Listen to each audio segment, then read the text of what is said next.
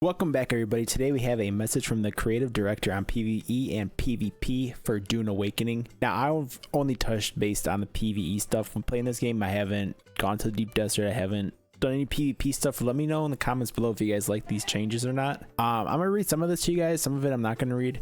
Basically, they want PvE players to be able to play the end game and have access to the content of the end game. Our goal is not to force PvE players to interact with a PvP system that they have no interest in, and I do appreciate that they're doing this. I was personally unaware that some of this endgame stuff is locked strictly behind PvP, so I think this is a fine change. They still believe in the core concept of the deep desert and endlessly renewing location that resets every week, and I don't see why they shouldn't. That is a cool feature. Some areas of the deep desert will now be flagged as partial warfare, which will be the PvE zones, while the rest will remain the same high risk, high reward areas. They state the reality is that players are reporting being cut out of the end game due to the extreme competition nature of the deep desert, and they do say starting soon. I just wonder how soon.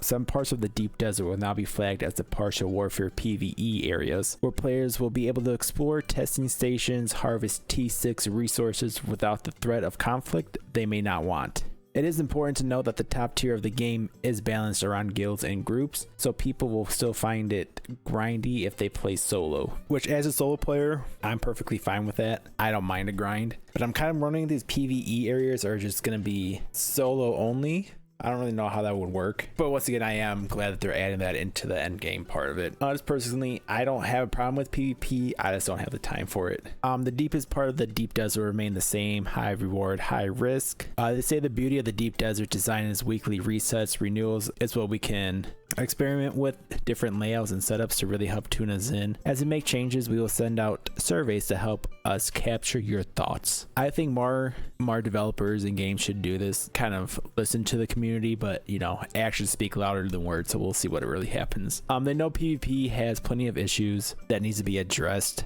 Some nerfs that are coming are with the scout ornithopters with rocket launchers attached will have their speed maneuverability reduced. Rocket fires from scouts will have increased heat generation. Thrusters will provide max speed bonus regardless of the wings, ensuring thrusters equipped scouts will be the fastest vehicles in the game. And the new tier 5 rocket launcher will be added to help improve dynamics of vehicle ground combat. There are additional changes being made to respawn timers, vehicle storage tools, which I know about, that you guys are being cheeky with it and pocketing your helicopters when you guys get into a fight. I am curious about the hand scanners. What are going on with those? I have seen nothing about that. The deep desert becomes a place where people battle it out over specific objectives. The testing stations, shipwrecks, resource focus islands, and of course the spice blows. We're planning on making more changes to the deep desert to accommodate ground battles and reinforce the use of player builds. And I think that's very important, especially the player builds, because otherwise why have skills in the game for your character, you know? They talk briefly about the lance rad. Basically, they know it's very dry bone right now, but as more content comes out, more activities will come out with that. And they added in here, if we ever add raids to the game, there will be a task on that. I think a raid would be pretty cool. You know what? I think they should just do one. Test the water, see what happens, you know. And finally, we keep adding endgame content, DLC, expansions, both free and paid. The Lance thread will be updated to provide micro rewards for solo/small group players. I think it's a good idea. And then this is the last bit. Thanks for listening, and apologize for any confusions. Once the live game launches, it becomes a collaboration effort between the developers and the players to make it something amazing. We appreciate all the feedback.